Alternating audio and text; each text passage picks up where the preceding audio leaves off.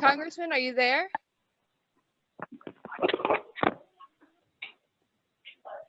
I thought I had saw him join on, but it is early in the day on a Monday morning and the first Monday of the new year. It doesn't look like he has logged. Congressman Stauber, are you there? Watch it. I'm going. I gotta go. Louis, I see you're there. Do you know where the congressman is? Louis? Hi, Katie. Can you hear me? Yes, I can. I'm sorry. I was just on the phone. What was your question? We had turned it over to Congressman Stauber, and we're looking to hear from him. Is he on the call? Let me make a phone call and just verify that they were able to get on, and then I will be right back with you. I can get on. Katie, if you want, I can go. We are going to roll with this on a Monday morning and the first Monday of a new year. So, Leader Gazelka, thank you so much for joining us and for stepping up. We'd love to hear from you first. Absolutely. Well, it's first of all, it's good to represent you, but we're getting into the thick of things now. We actually start session tomorrow, but I'm at the Capitol right now. It's going to be an interesting year. Unlike the federal government, we have to pass a 2-year budget that balances, so we can't just print money. We got to actually close a gap. And as we're working on the budget, it's for the next 2 years, where we're projected to have a budget shortfall of a little over $1 billion. And so one of the parameters that I've set out for our folks is that we will not raise taxes to solve that budget shortfall. And so everybody agrees that it was a rainy day. We have a rainy day fund that has over $2 billion in it. So that would be one of the levers that we could use. Others might propose shifting some money around, but we're not going to do a gas tax. We're not going to raise people's income tax. We don't need to do that to close the gap. And so that will be the highest priority. If for some reason we didn't get it done by July, the state government shuts down. So really, really important that we get it done. We have to do it with COVID still hanging around, where the House is completely off-site. They're not meeting. I'll let them talk about that. The Senate, I want to do a hybrid model for our committees, which means we'll have smaller meetings, but people can still Zoom in. That won't happen at first, but I want to get. The eventual goal is to get us all back here as soon as possible. And so whether that's April or May, we'll see what plays out there. But I want to bring hope. What I feel like is that with the vaccines being rolled out now, we're all on the same page as far as getting that out, letting people that want it have the opportunity. Right now it's nursing homes and healthcare workers and frontline defenders. The next group is people over 75. The next group after that is people over 65. Once we get that done, I believe it's still about just a little over 100 deaths for people under age 50 in Minnesota. So that's not where the risk has been. Most of those had another comorbidity. And so I do see the light at the end of the tunnel. That's the good news about it. But then we'll look at all kinds of other issues. People will suggest that we do some bonding for wastewater infrastructure and things like that, and we'll discuss that. And there'll be a host of other issues that we'll also discuss. But those are the big ones. One that I personally want to work on is just making sure our elections are secure. I'm going to push again for photo ID for voting. I just feel like everybody wants to know that it's a legitimate vote and that there weren't votes that shouldn't have been there, and it's without requiring the photo ID. I'm not sure how you can guarantee that. So we'll push that one again, but there'll be a host of other issues that we'll deal with as well. But that's my take of this year. Senator, this is Dan Swenson from Central Care Long Prairie. Thanks for joining this morning. Yeah. Question for you, and this ain't related to healthcare, but talking more on the emergency powers of the governor. Are they going to get taken away on Thursday? And, you know, being in small rural communities, main streets are hurting. And when you say, you know, we're talking about the COVID and the bars and really the hospitality industry pretty much will shut down. And the rumors going around that he's going to extend that to March or April, and possibly even June. Could you get some insight on that to us, please? Well, the governor and I have disagreed a fair amount on decisions related to COVID, and so we're not talking as well as we did the year before. And so I can't tell you what he's going to do other than I don't expect him to open it up right away. You know, I'd like to push him to move to the place of at least 50%. I've been to a lot of other states now where I see they're operating, and frankly, their mortality rates, for example, like Colorado or Wisconsin, that are much more open, have lower mortality rates than we do from COVID. So, you know, I'm going to continue to push for that, but he's been pretty stubborn about not relenting, even when people point out facts and science that don't line up with his decisions. And so I do get that he cares about Minnesota, and he cares about the folks here and trying to protect them, but I feel like they've gone too far in places where they shouldn't have, and haven't been protective enough in places where they should have. We're the 5th worst state for deaths in nursing homes. I know other states that have been for a while testing workers every day, and if you test positive on a rapid test, you don't get to go to work. Well, we haven't been doing that. And but for bars and restaurants, we need to figure out a way to be much more open. We did provide relief at the state level for particularly the restaurants and bars that were hurting. The federal government has come in with some personal protection grants, PPP grants, or I forget the exact initials now, I'm drawing a blank, but to try to help out as well. But with the governor, there hasn't been anything that has caused him to relent. And it's frustrating for me, but we'll keep trying. We'll likely vote to remove the emergency powers again, probably this week. The House came within 1, and so maybe there's this place where even Democrats say, you know, it's time to give them up and let us work together. That would be really good for Minnesota if the legislative branch was on equal footing with the governor, rather than just having to do whatever he says we got to do.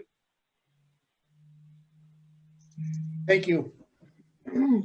Thank you so much, Leader Gazelka. Does anyone else have any questions for him? You can feel free to submit them in the chat box too, as you think of them as we go. A friendly reminder, I do want to remind everyone, please mute yourself. There was a bit of feedback, and I will go ahead and mute you if you don't mute yourself. So, and then you won't be able to unmute. So don't make me use that power.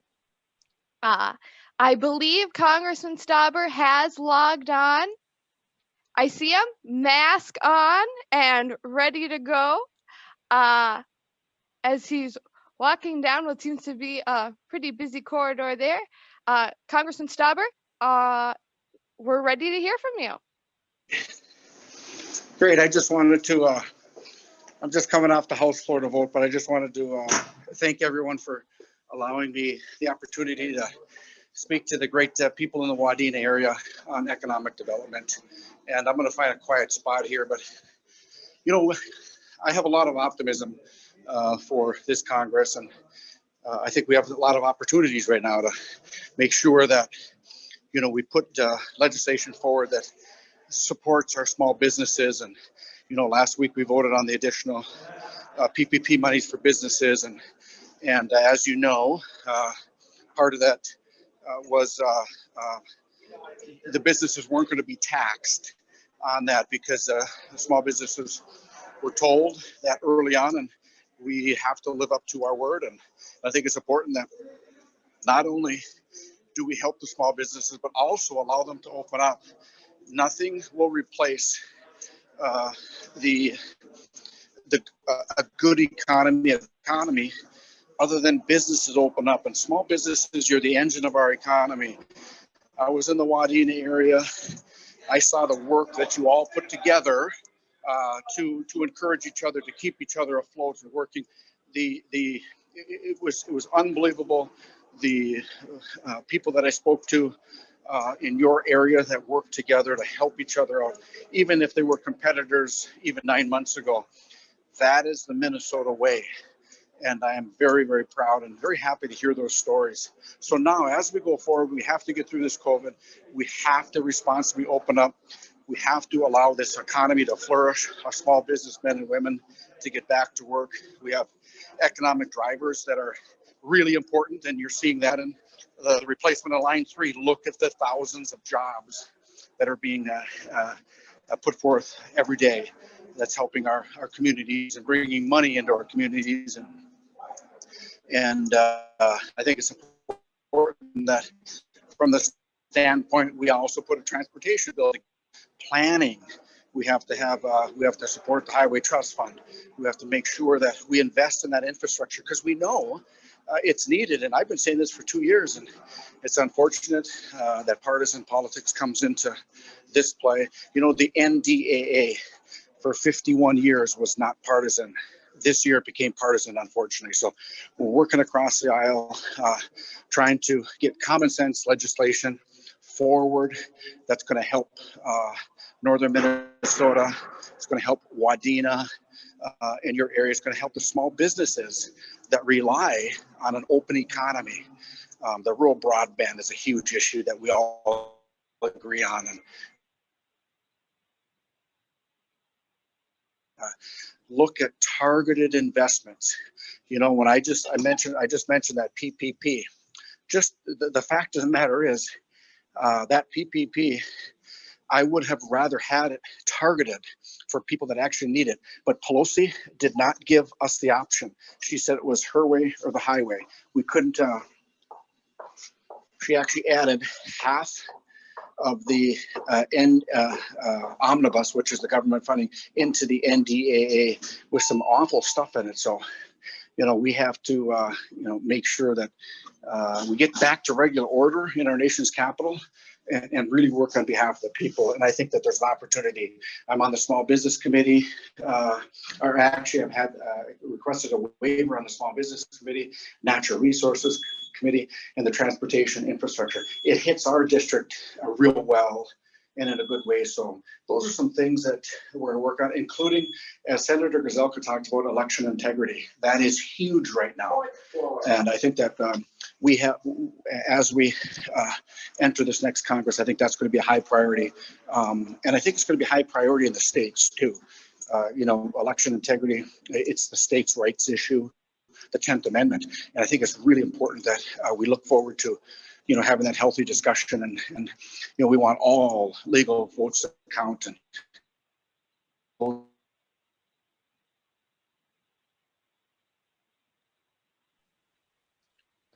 I think you're breaking up a little bit there, Congressman. You broke up a little bit there. Would you mind repeating the last sentence you said? Oh, I said I'm looking forward to ability to work on election integrity and offer my viewpoints and from our perspective, from what we're seeing. But really, it is the 10th Amendment is extremely important for us to realize and the states' rights, and that's why as Senator Gazelka said, that's why we're in. That's why we have good leadership at the state to make sure that election integrity is part of the, part of the process going forward. We've seen some major deficiencies, and so, from our standpoint, just getting back to the economic standpoint, I want to tell you that we have a goal that we want to shoot forward with right now, and that goal is to get us back to where we were 10, 11 months ago.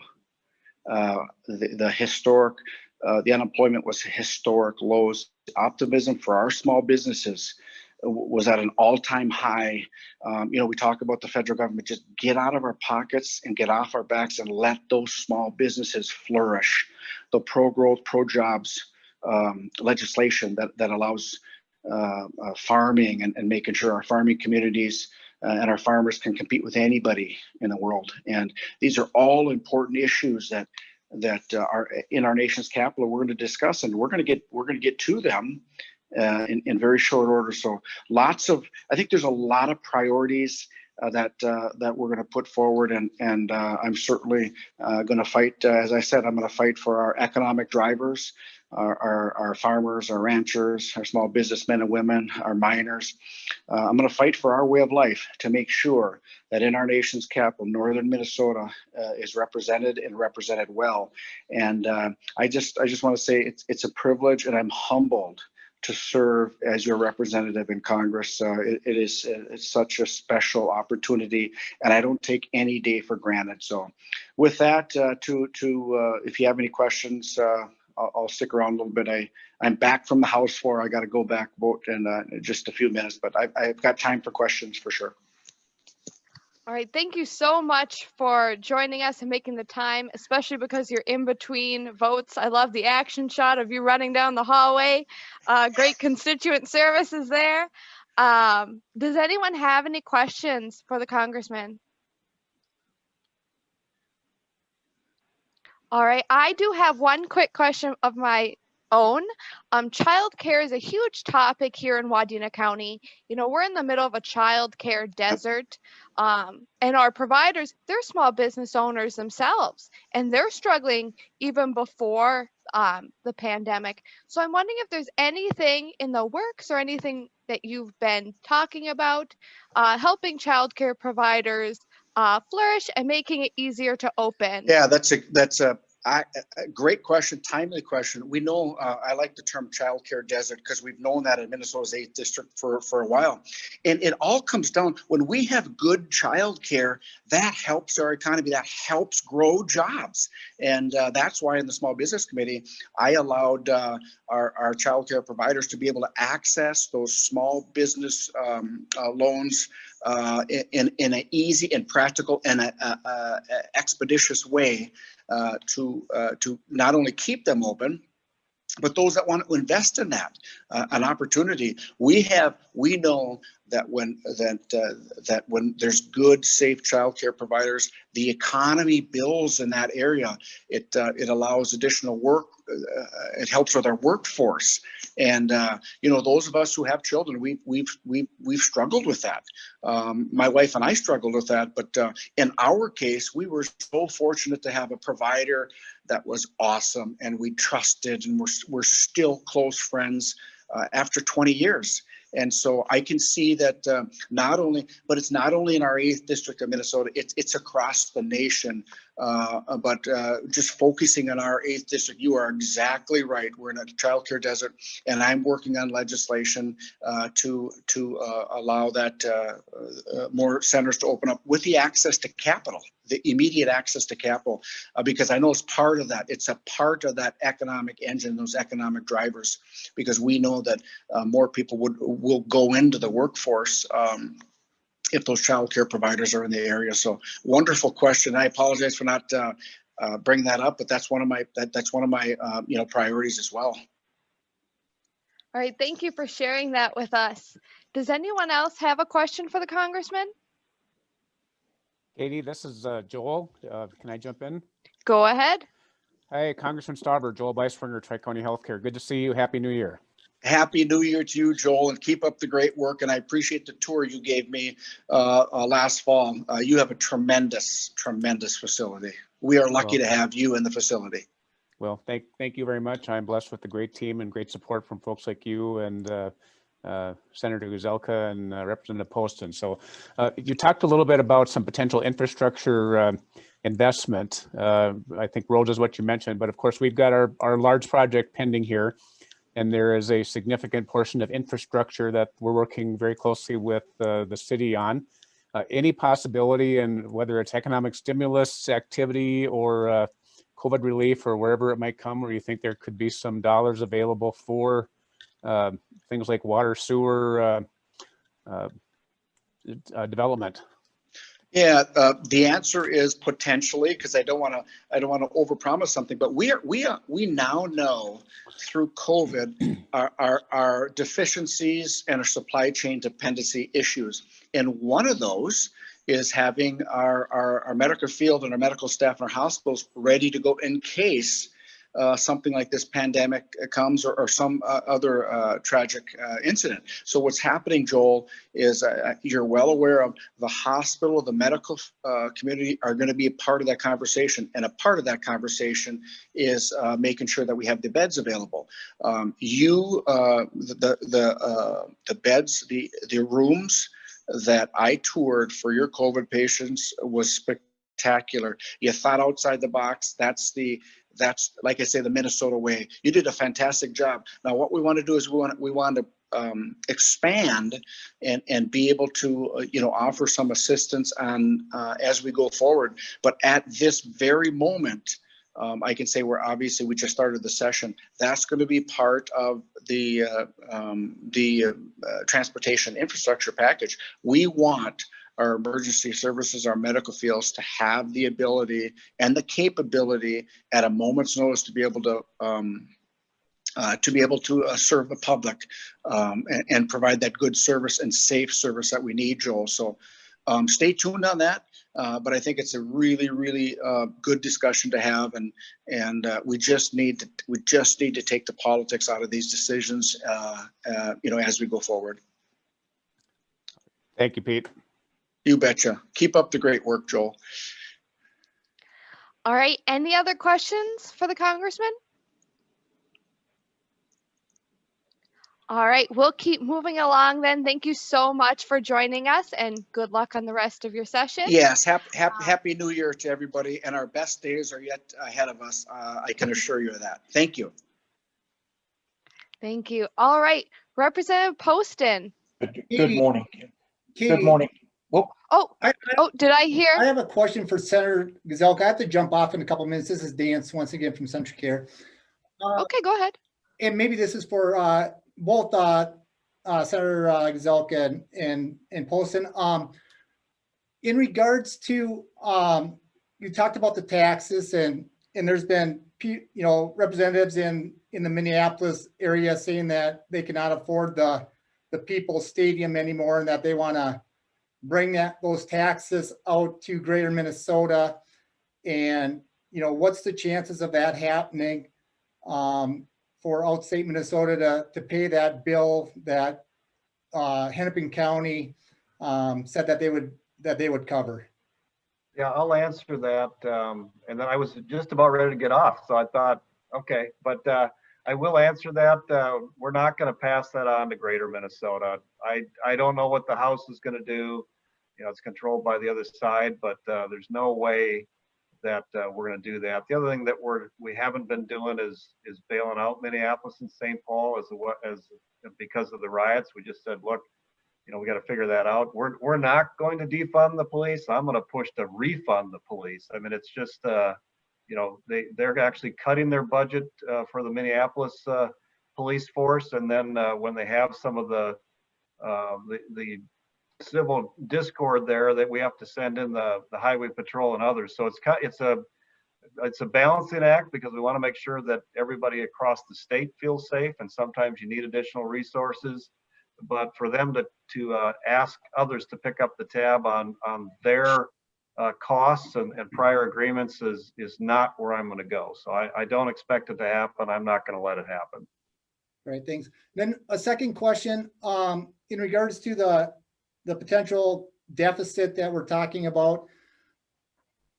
Historically, we've always seen when there's a budget deficit that the Health and Human Resources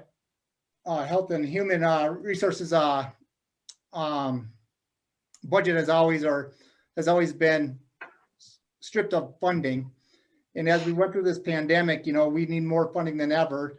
And so I hope that we don't see that strip of our Health and Human Services funding taken away in regards to nursing home funding and other funding from the state level. Yeah, and I'll let Representative Poston and Creech answer this as well, but we've been we have been the advocates to make sure nursing home funding was adequate. Frankly, that was the one thing that the governor recommended we cut last budget cycle. So we had a surplus, and that was the one thing he recommended we cut. There was no way we were going to do that. Having said that, Health and Human Services is one of the top two areas of the budget. It's K-12 and it's HHS. And so we've got to figure out how to navigate through that. That area grows, I forget the exact percentage, but it grows at a huge rate, far above inflation. So it's difficult because there's a lot of need out there. So we'll have to navigate through that. That's why I mentioned we do have reserves. We do have other areas that we can shift resources, which is basically delay payments if we need to. But in the end, the one area that I'm not going to budge on is we're not going to raise taxes to do this. I asked the governor in April to reduce agency spending just a little bit, like other states had done. And had we done that, we would have been in a much better position, going into this year as we're working through balancing the budget. But I do see it as something we're going to be able to do. We can make it happen. The forecast in November came back much better than where we thought we were going to be.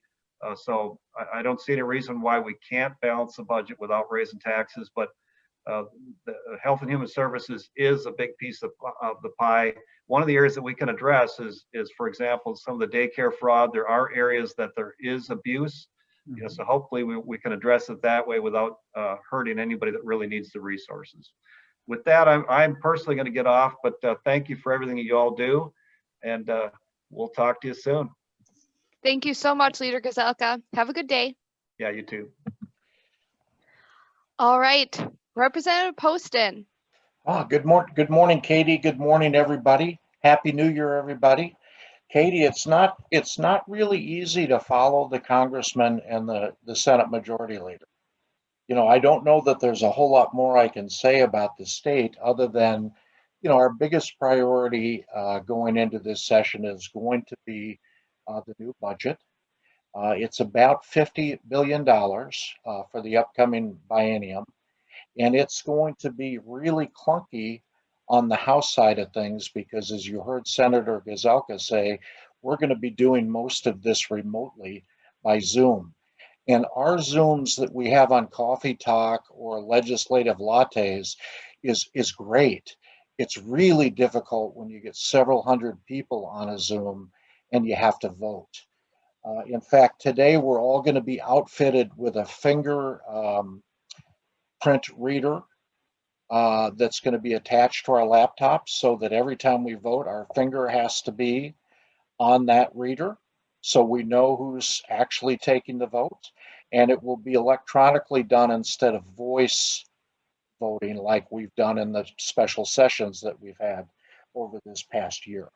So I think it's going to be quicker, possibly not as clunky once we get the bugs worked out of it, but it's going to be a difficult task to put that $50 billion biennium budget together remotely.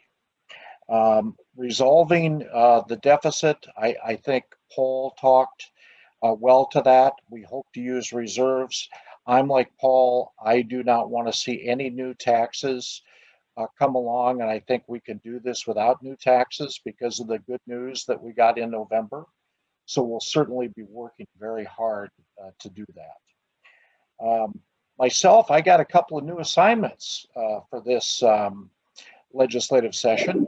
I just saw a nice message from my friend Keith Olander come across the screen, and I'm no longer on the Agriculture Committee. And Keith, I'm very sad about that, that I'm not. But Keith, you can rest assured I'll be at most of those ag meetings, and I'll be at all the big ag events, and I'll be following ag very closely, and I'll be working on it in the district and working on it with you. But I've been reassigned to a couple of new committees. One is K-12 education policy, which is really important for our district. So I'm a student myself right now because this is a new committee assignment for me. I'm looking forward to it. I'm also been assigned to, and I got to take a deep breath before I give you this committee, Labor, Industry, Veterans, and Military Affairs Policy and Finance Committee.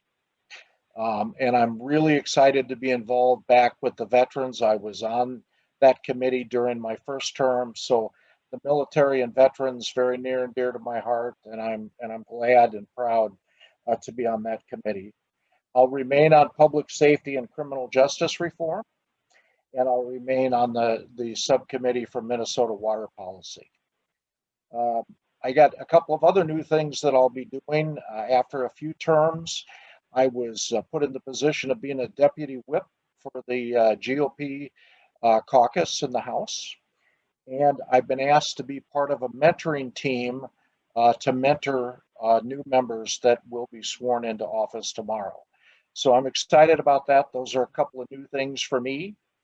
I think that election reform, like the congressman and the senator talked about, is going to be high up on our priority list. You know, we've been hearing about this now for, seems like forever, and hopefully we're going to be able to get some reforms and some changes done. So I'm looking forward to working on that. I think though, and this may sound a little bit funny, I think the most important thing that we need to do in this upcoming session is I need to continue to be, and I consider myself a statesman, not a political partisan politician. And I'm going to encourage all of my colleagues to do the same, because if there was ever a time when we need to work across the aisle to get good things done for Minnesota and to get good things done for this country, it's now. So I'm going to be a statesman for sure. I'm going to ask, you know, that all of my colleagues act the same way, and we're going to work across the aisle and we're going to get good things done for Minnesota. And that's truly something that you know, I pray about daily and will work on very hard. It's important. So Katie, I'd be happy to answer any questions that you may have. Perfect. All right. Jeanette, I see you raised your hand. Do you have a question? That was the first time I used that feature. Awesome. Thank you. Thank you, Don, for all the work that you've done regarding local government aid. And I have a question regarding 2022. What do you think for local government aid? Well, you know, we haven't really talked about it yet. I hope that you will see the aid at least stay where it has been. I'd like to see some improvement, actually. Absolutely. But that's a conversation that we haven't had yet. It'll be coming up in the next few weeks. And when we do have that conversation, you know, I'll jump on these calls whenever I can, and I'll let you know what's happening. And as always, all of us from the municipal world will be happy to speak on this. And if you ever need us to, please let me know. Sure. Thank you very much. Yep. Yep. You guys are all on my my resource list. All right, Thank Cheryl you. Hills, I see you raised your hand. Hi, guys. Hi, John. Hi, Cheryl. Good to see you, brother.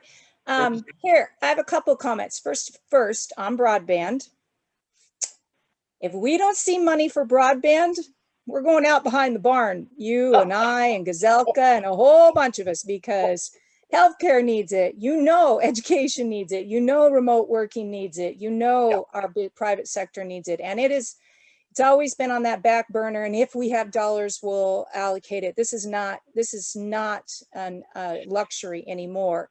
Yeah. And I will share with you, John, my personal belief is also that we are precluding people from participating in our government processes because they cannot get online and participate in meetings. So you're restricting our ability to be part of our government by, for, and of, and that sucks. So we need to put some money towards broadband in the most urgent way. 1.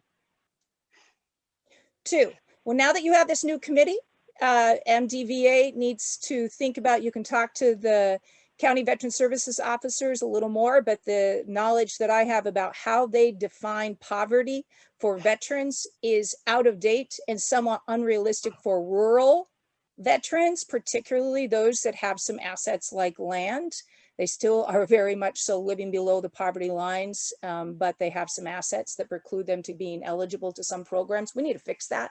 So now that you're on there, we got it. We can talk more about that later. But what are your thoughts on broadband? Yeah, let's talk about the military piece, the veterans piece. Cheryl, I'd love to have that conversation with you. Broadband, I know, is really, really important. I do not want to end up behind the barn with you because I don't think I would come out of that very well.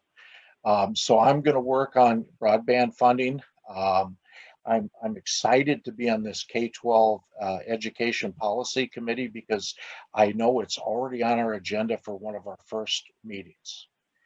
Sandra Erickson, Representative Erickson, is the lead on our side of the aisle, and she is very pro broadband. We understand the problems that it's creating more so in the past year, especially as we've dealt with COVID than ever before.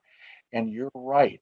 There's people that can't be involved in the legislative process now because of the way we do it, unless they have broadband, unless they can get online. So I agree with you 100%.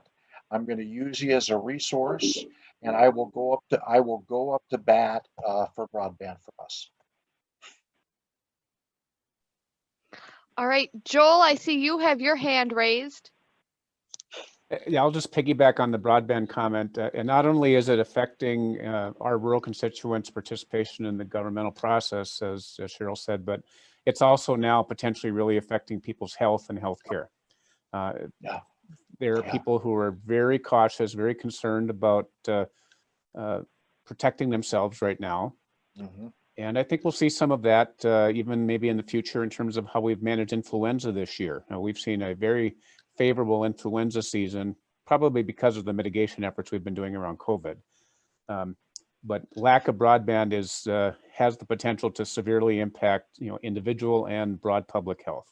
So I'll support whatever we can do to augment that here in our areas. Yeah, thanks, Joel. And I'll just say very quickly, this broadband conversation, the rural legislators are all very much, for this. Our battle is kind of with the metro lawmakers. So if you have the opportunity at any point in time and you're talking to a legislator from the metro area, make sure you tell them these same things, just how important this is. Thanks, Joel. And you're right, this telemedicine and all these things, very, very important. Great. I love the questions on broadband.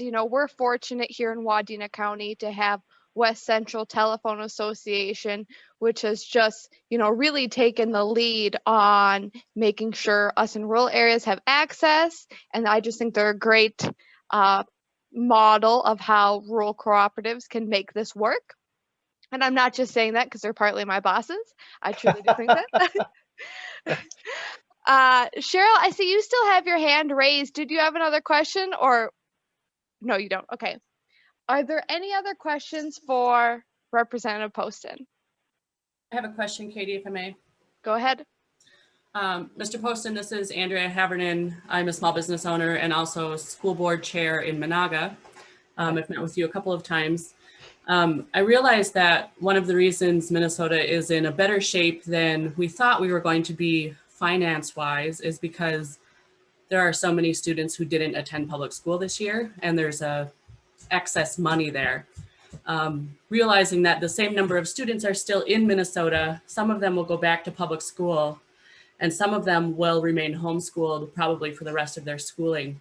I realize you're not on the finance committee, so this is kind of a funny question, but do you see anything changing on your committee that has to do with the number of students in school or helping out those families that are now homeschooling?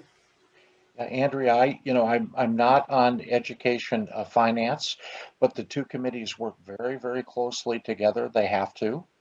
And I will be attending some of their meetings just to be kept up to speed on what's happening. But I've heard loud and clear from, the superintendents and school folks in the district and really all over the state, the effect that this has had on their budgets and on their potential budgeting going forward. So this will be a priority, that we pay attention to this, we involve the stakeholders, and we make some good decisions going forward. Follow-up question then, what do you see on your agenda with education finance for the year besides broadband? Well, I think probably what you just mentioned is going to be the biggest contentious item, most likely, and that is, what do we do? How do we finance with all of these students that have gone to homeschooling because they're not feeling safe in school, and the population has come out of the schools? And how do we look at free and reduced lunch numbers, since we've gone to all free meals, and look at how we're going to finance public education in whole? I think you'll probably see a per student increase. We're talking about that, even though we're up against that budget deficit, because we know how important our kids are and education is. But there's just a lot of financial conversations that need to take place. And especially this piece about kind of holding school districts harmless, because of what's happened with students going to other places for their education during COVID.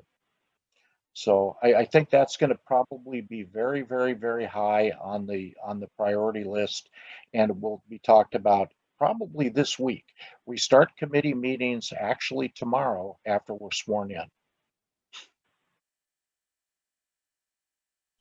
Thank you. I wanted to let you know also that I have my children home, and one of them is doing his social studies lesson by paying attention to what you guys are saying today. So I think I see him. I think I see him over there. Yeah, he's hiding. He doesn't want to be on camera. Very, very good. No, it's certainly going to be an interesting year in both of these committees. There's a lot to talk about. There's a lot to improve, and certainly legislators on both of these committees and on both sides of the aisle agree upon one thing, and that's that our kids are, super important, and we've got to do the right job of funding education properly. And we've got there's some areas I'm very concerned about. I'm very concerned about counselors, the ratio of counselors to students. I'm very concerned about the ratio of nurses to students. And that might not be a problem in your particular school, but it is throughout the state of Minnesota. There's just a lot of things that we could make better. And we have that opportunity to work in a bipartisan way to get that done. Thank you. Any more questions for Representative Poston? Say, Katie, this is Paul Drange. Can I ask Representative Poston a quick Go question? ahead. Hi, John. How are you? I'm great, Paul. How are you? Good. I wasn't planning on, I'm great, and I wasn't planning on asking you this question, but since I found out you're on the policy committee now, I just wanted to get your quick take.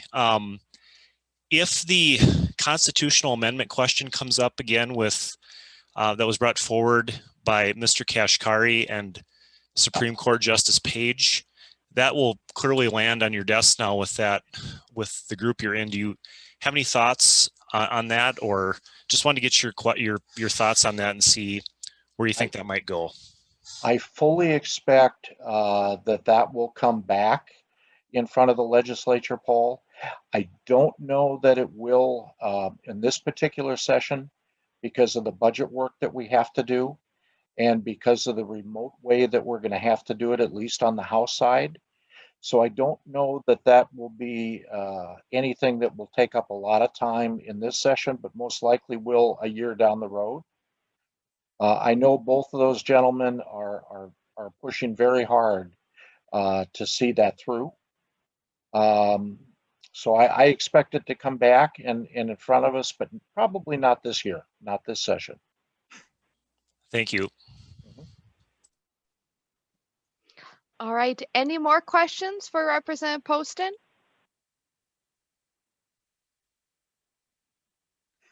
All right.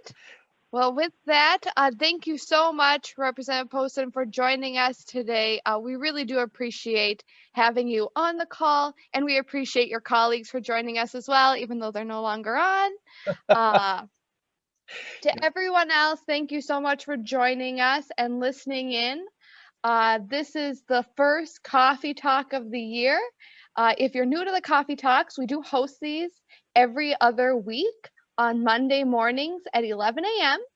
Our next Coffee Talk will be January 18th. If you'd like to be on the invite list for that, please feel free to email me at wceda@wcta.net. I can throw that email in the chat box quick. But we really appreciate, having a good showing from our community out here, and just showing our representatives that we are listening and we care what they do and appreciate their time. So without further ado, thank you all for joining us, and have a happy new year and a good week. Happy New Year's, everyone.